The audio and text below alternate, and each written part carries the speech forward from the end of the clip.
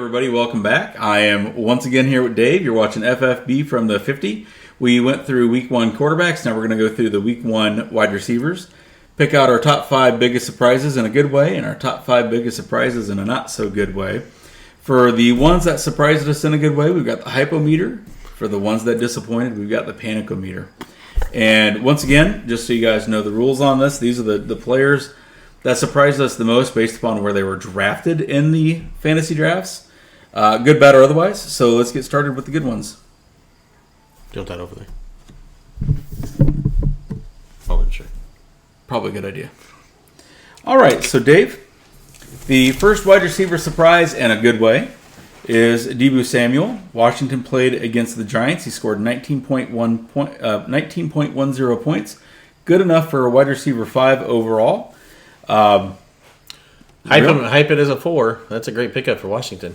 Yeah. Wonderful pickup for Washington, and he as long as he stays healthy. The way they used him, too, there's nothing that would indicate that what he did cannot be duplicated. No. Now, the question is will 19 points be good enough to be wide receiver 5 week in, week out? No.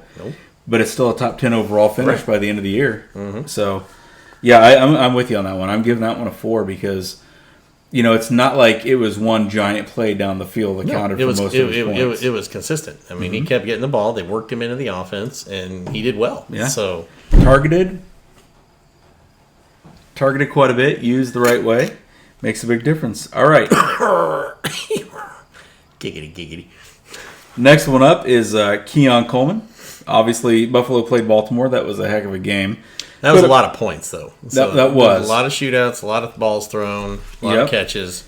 21.2 points, good enough for wide receiver 4. How's your hypometer on him? Not very high. I'm about a 2. Okay, so I'm at about a 2.5. I'm with you. Mm-hmm. Not every game is going to be a shootout the way that one was. So they are loaded. But they are loaded in Baltimore. So they are loaded with weapons. So, and the only way people are going to get to this point, or players, I guess, it's going to be a shootout. And we're not going to see that all season long. Mm-hmm. I agree. So I'm with you on that one. How about Emeka Egbuka? Tampa Bay played against Atlanta. He puts up 21.6 points. Good enough for wide receiver 3 overall. I'm about a middle of the road there. I'm just not quite sold on Atlanta altogether, and they have a lot of weapons, so it's going to depend on the next couple of weeks on how they scheme out against their team. So, are they going to cover Pitts, or how they? Well, he plays for Tampa, not Atlanta. Oh, right. I'm sorry, got the other guy. Back it up. All right, so rewind. Emeka Egbuka, Tampa Bay, wide receiver 2. I got you. See, I don't know much about that one. So I'll just tell you, my hypometer on him is a 4 out of 5. And the reason why he was insanely productive in college, he comes into this wide receiver room. Now, obviously, when Chris Godwin comes back, the dynamic's going to change. When Jalen McMillan comes back. But Godwin's pretty much half the season gone, though. Pretty much, yeah. And McMillan is at least for sure half the season, if not more. And Mike Evans, he's getting up there. He's still good, but he's up there. Yeah, Egbuka, he just looked explosive. He looked like he fit in right away. It looks like he's got instant chemistry with Baker. Mm-hmm. I mean, for me, the hype train on him is legit, the real deal. All right, let's go on to Quentin Johnson. Plays for the Chargers. Put up 22.4 points against Kansas City. Good enough for wide receiver number 2 overall. And guess what, Dave? He's only 9% rostered in Yahoo leagues. Wow. Well, I don't know. I don't know. He had a great game against Kansas City. Kind of a surprise. I mean, it just depends on where he's going to fall out offensive wise. Mm-hmm. Like that, because like I said, if they sling it around, start running it, different story on who gets the ball. He could end up with 5 points one game. Mm-hmm. So I really think, the hypometer can't be that great. I think it was just a fantastic week, and if you lucked out to get him on your team, fantastic. He did great. Yeah, so, for me, hypometer 1.5. Yeah, it's not very high. So, but the team is great. So, and you never know. I mean, it's one of those things where I didn't mean to cut you off there. Oh, you're good. No, but it just depending on where they scheme it. So if they're going to leave him open and put more defenders on the other wide receiver, Keenan Allen coming across the middle or the backfield. So I mean, it just depends. He's going to be matchup specific. Now, if you're in a best ball league, that's a different story. But if you're in a head to head, again, read your settings. Yeah, know your settings. Read your settings. We preach that. Quentin Johnson is, in my opinion, the wide receiver 3 there. Ladd McConkey's number 1. Keenan Allen's number 2. Mm-hmm. But Justin Herbert, I mean, it was almost like Harbaugh finally said, I know I'm a run-first guy, but I got Herbert. I got to use this guy. I got to let him do his thing. Oh, wow, look what happens when I let him do his thing. Yeah, and he reads his keys. If you watch his head, watch his feet, he's reading his keys. 1, 2, 3, real brilliant. Quick, and gets it out. Like, it's textbook. 100%. All right, so here's a surprise. Here's a shock. Wide receiver 1 overall in fantasy football right now is Zay Flowers. He scored 24.6 points against Buffalo. My hypometer on him is a 2. I like the talent. But like you said, that was a shootout. Not every game is going to be like that. And if you go back on the history of Zay Flowers, he is not highly productive for a fantasy league. He has always been streaky. He'll have a game where he'll put up 24, 25 points, and then he'll go 2 to 3 weeks where he's putting up 5 to 6 points. Right. It's like randomly picking Josh Freeman to run for your championship quarterback, and he ends up going 6 touchdowns, and you win for no apparent reason. Is that against you? Yes, that was against him. So no apparent reason. Just, this happens. Just because. So for me, the hypometer is a 1.5 to 2. Love the talent, but this is one of those players that I'm going to go back to what you keep saying. Let's reanalyze after weeks 3 or 4. Right. Let's see if he can put together a string of consistent performances. We already know he's capable of big games like this. The question mark has always been, can he do it on a consistent basis? He's got to prove it. I keep saying weeks 3 and 4, and you're like, why does he keep saying that? Because when you go start your football season, not everybody knows what you're running.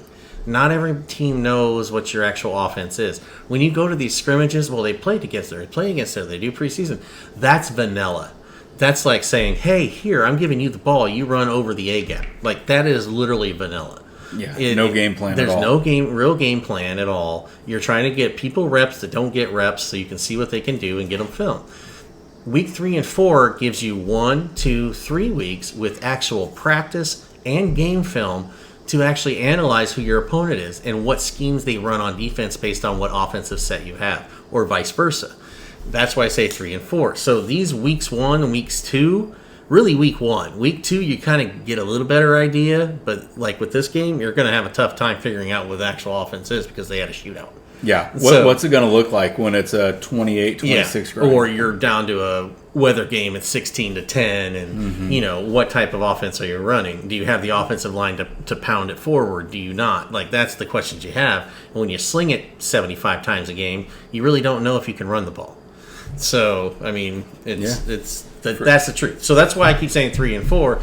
These first couple of weeks, it's a crapshoot, and you get lucky, and you pull out a Zay Flowers that's number 1. Like, you're like, oh crap, look at that. That's how you win high score for week 1 in your league. That's how you win high score, and that's how you win daily fantasy, by picking him. I guarantee his price tag was probably about $10. Yeah, it wasn't much. Yeah. So all right, couple honorable mentions here. Actually, I got 3 of them.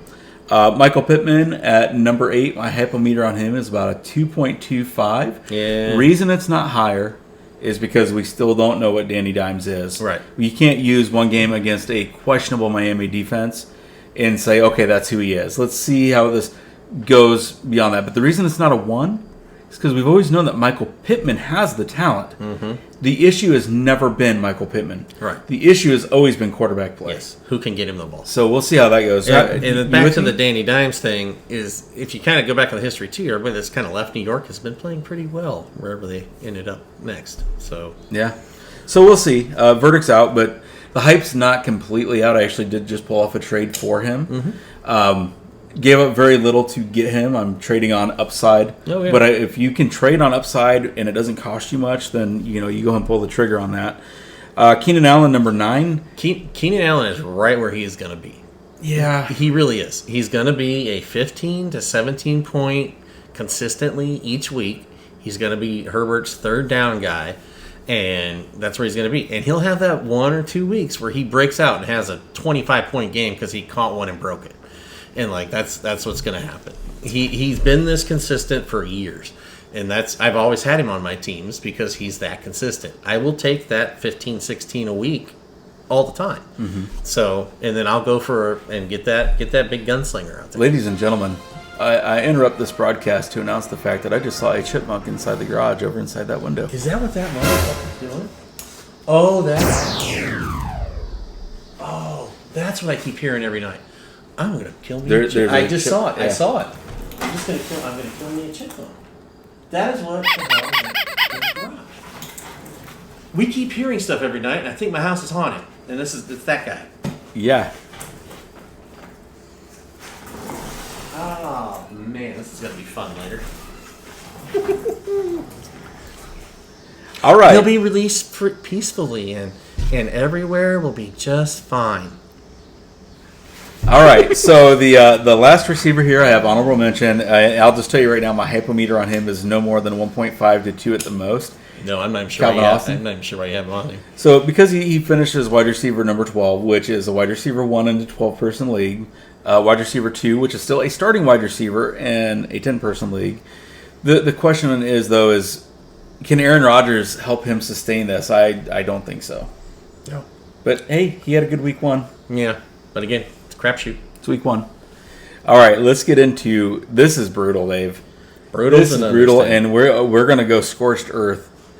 So when we talk about the wide receivers that disappointed in a negative way, every one of these guys on this list was either a first or second round wide receiver.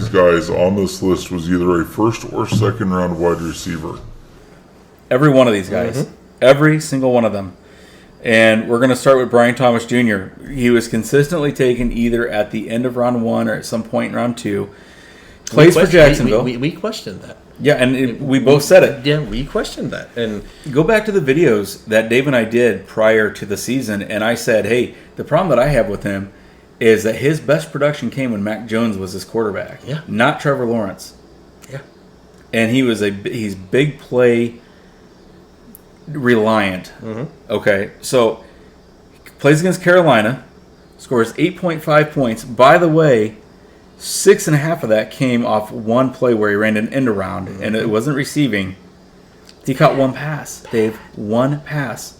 And I think that's the whole team, though, too. So well, and he turns out wide receiver number 36 numbers for a guy that was expected to be wide receiver 5 to 8. But here you go with the wide receivers. When you expect the guy to be that good of wide receiver, you also got to realize.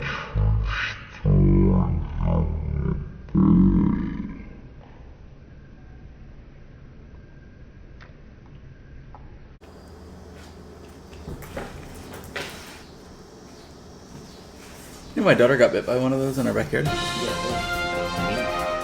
caught it and it bit her hand. Ladies and gentlemen, I interrupt this broadcast to tell you the chipmunk is getting brave.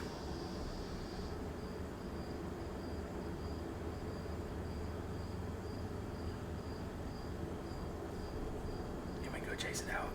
Get it out of your garage.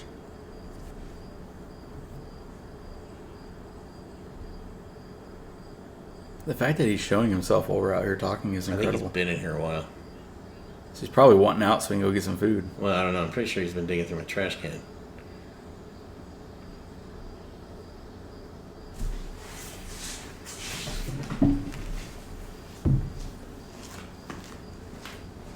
It could be like the great outdoors and when they're chasing the bat. Yeah. Well, gotta get some sleep. Take out the papers and the trash. Boom, boom, boom, boom, boom. Yeah, spending cash. Oh no, he's up here, man. Is he in the mattress? Nope, he's right there. He's in the window.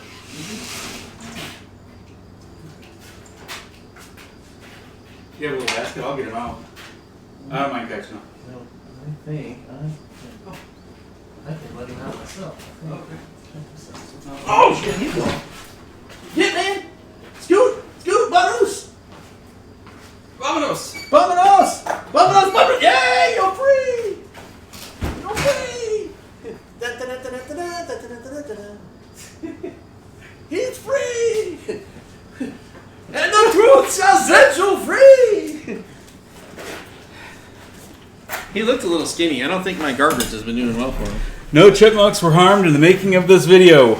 They might be later. The chipmunk is free. All right, so the rescue rangers are safe, I promise. That's the most exciting thing that's ever happened on this channel. All right, next one up.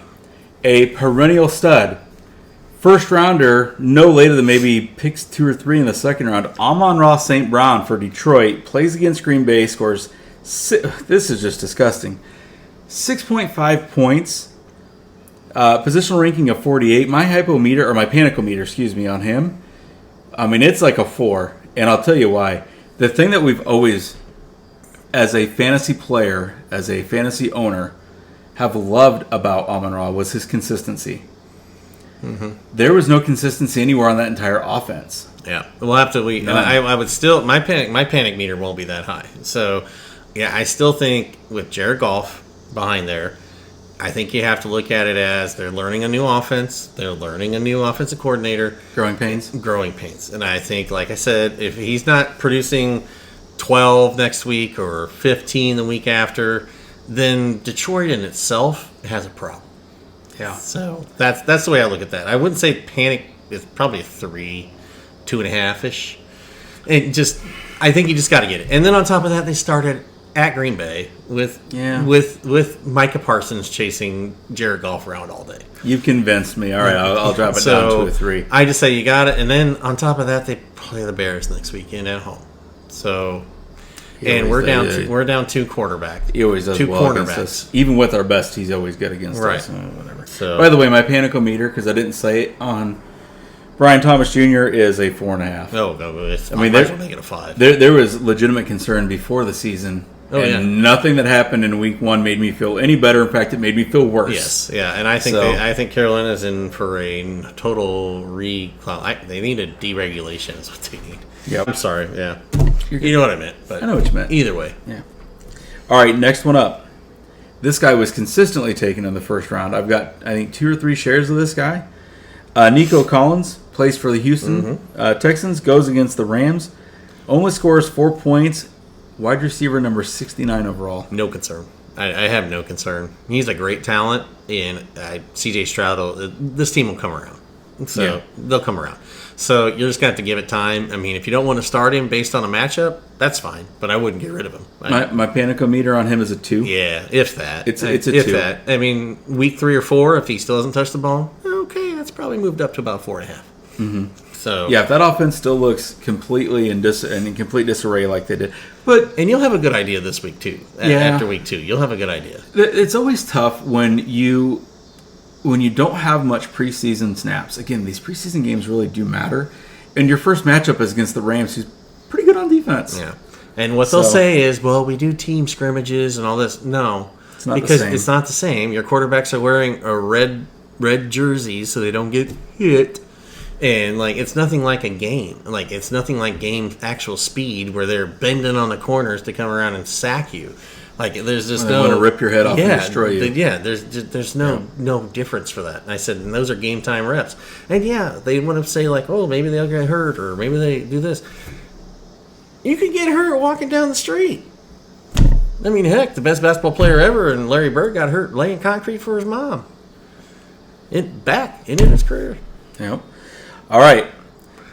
I need your help. Got to bend this arm behind so I can pat myself on the back on this next one. So, funny story. Very true. Prior to this season, and if you've watched these videos, we've talked about this ad nauseum. I have 0 shares of this next wide receiver, and I said I will have 0 also.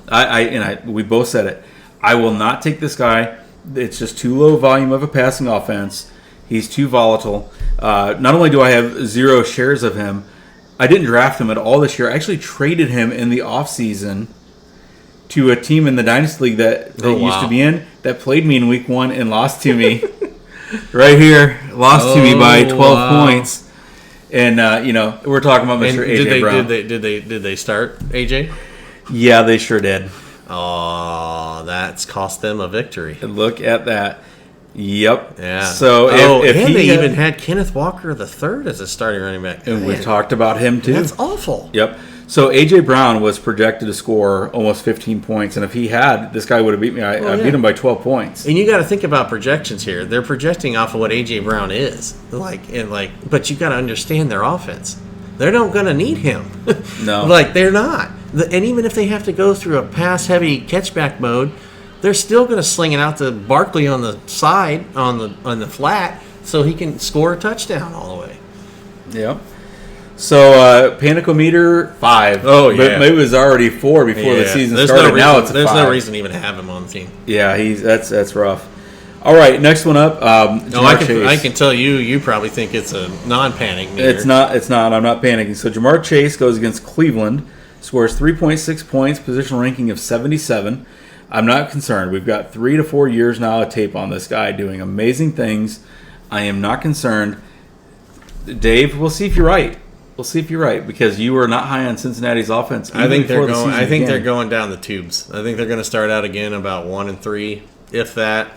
Yeah. So and they're gonna be playing from behind. So I guess if you're looking at it from a fantasy league total, yeah, maybe you're right, because they're going to sling it, in week 5 or 6. They're going to have to, because that defense is so horrible. So absolutely terrible. Oh, good Lord. All right, so another guy that we need to talk about that disappointed was DK Metcalf this week. Yeah, you talk about a disappointment. And even from a family of Bears fans, I have one that has to wear a Steelers shirt. Yeah. Metcalf, he actually did disappoint a little bit this week. He had a couple good plays. But, I mean, they didn't really sling it around a lot either. Yeah. But that's what happens in Aaron Rodgers throws 4 touchdowns, and Metcalf got 0 of them. Yeah. Okay, you got that. But no, I do have some dishonorable mentions here at wide receiver as well. And we're going to start off with Malik Neighbors, who wound up as number 27. I'm worried. I'm not worried. He's a great talent. So is Jamar Chase. So what? Well, Jamar Chase got paid, so he's on retirement now. Whatever. Yeah, he's retired, man. I got my bag. Well, I'll tell you exactly why I'm worried about Malik Neighbors, because I said all along, the whole hype for him going in the first round, second round was, he's quarterback proof. How can you say a guy is quarterback proof when he was a rookie last year? Are you kidding me? Mm-hmm. So he winds up as wide receiver number 27 in a game where they needed to put up points, and Russell Wilson couldn't move the ball. Well, that was your first problem. Now, if Jameis Winston comes in, I'll feel a little bit better, because he may throw 30 interceptions, but he's going to throw 5,000 yards and 30 touchdowns too. So Malik Neighbors, for me, the panic is easily at a 4. Yeah, but I'll give it to you. I think he's extremely talented. It's not him. But I really, he's not the problem. That's what I mean. It's not him. So, he's not the problem. That's what makes receivers. I mean, anybody could be a good receiver when you got a quarterback that can put it right there. Right. So, we say it all the time, but if you go out and you look at the difference in Antonio Brown when Ben Roethlisberger was his quarterback versus when Charlie Batch was, remember Big Ben? Oh, yeah. Antonio is wide receiver number 1 by a wide margin. Oh, yeah. And then Charlie Batch comes in when Big Ben gets hurt, and he drops all the way to wide receiver 30. Yeah. And that's even when they were double and triple team Antonio Brown, and Big Ben would just sling it there and catch it. Yeah. All right, next one up on dishonorable mention, Mike Evans wound up at wide receiver number 41. Panicometer for me is about a 3. Yeah, there's not much to panic about yet. So age. Yeah, he's getting up there, but he's had every single year he's had 1,000 yards. So it might just take him a minute to get going. Yeah. And you just kind of have to see, because if somebody else starts taking his catches, they're going to start shifting the defense that way. Then that frees up Mike Evans. It does. So part of the reason that it's a 3 for me is you have Egbuka, who is young, right? Very explosive, but he can blow the top fantastic. off. He can blow the top off, which leaves Mike Evans changing his role to being catching the underneath. The other thing that scared me is Baker's completion percentage when throwing to him was only 50%. Yeah, that's a little depending concerning. On where the throws are.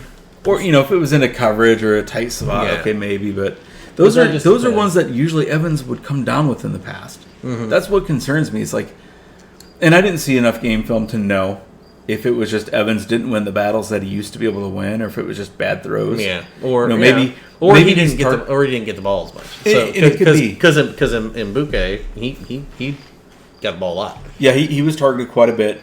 Because that could have meant Evans was getting the double teams and the safety coverage. When they're running a cover 4, he's getting covered by 2. Yeah, it could have been. And the thing is too is maybe some of those were balls that Baker tried to throw away, right? And it just Evans was the closest one, and so he got credit. He got charged with the. He got credited for the target, but not the catch. So maybe here's one that I don't. This is a tough one. So we're going to talk about Terry McLaurin. He wound up as wide receiver number 76. Because I'm going to have 2 panicometers for Terry. I'm going to have the short-term panicometer, and then I'm going to have the long-term. And the reason that the short-term panicometer for me on him is about a 4 is because he didn't do anything in the preseason. He held out. Mm-hmm. Well, held in. He held in. He was there. He just wasn't doing anything. Right. Short term, I am a little concerned because Short term, he just doesn't have the timing. He doesn't have his speed. He doesn't have his legs because he hasn't been practicing. and it's going to take a couple of weeks for that to happen. You can Because sit and watch film all day long if you want, but that doesn't bring you up to speed on anything. Dave, you can go out and run laps all you want. You can run wind sprints all you want, but you cannot emulate being hit. You cannot emulate game speed. You cannot get your rhythm and your timing with your quarterback. That's why the preseason takes 5, 6, 7 weeks. We're not just talking about the preseason games. We're talking about training camps. We're talking about all of it. So, short term, if I had Terry, honestly don't know that I would start him next week or even week 3. However, having said that, the panicometer on him will drop as he gets back into rhythm and timing. Except he did get his bag, though. He got his bag, so we'll see. I don't know. I'm not a big fan of the guys that get the bag because they seem to just underperform. Yeah. So Get paid. You get paid. I don't know what the motivation is, but that's what makes me concerned about the NIL stuff now. How are these guys going to perform? Yep. All right, that's it for the wide receivers. Anybody else that stood out in one way or the other? No, I'm kind of good with week 1. I mean, these are very good. So, I mean, nothing too drastic. I mean, besides the Metcalf stinking it up. I mean, other than that, and he even has Aaron Rodgers, throwing him the ball. So, yeah. Yep. Rodgers throws 4 touchdowns and can't Can't even throw it to Metcalf. Guy's the fastest guy in the NFL, I believe. Well, he's a beast. He's a beast. He's a beast. All right, make sure you go down to the comment section. Let us know which wide receiver surprised you, good, bad. Otherwise, let us know why. Where's your panicometer on some of these fellas? Oh, the Bears did not include Cole Kmet in much of their offense at all. well, we'll get to that when we get to tight ends. Oh, that's right. All right. I'm still stuck on the Bears. They just Yeah, what a heartbreak. So, again, make sure you go down to the comment section. Let us know which wide receiver surprised you one way or the other. Panic meter, hype meter, let us know where you stand on these guys. Otherwise, like this video, make sure you subscribe to the channel, and come back for part 3 where we talk about running backs. rock and roll. See ya.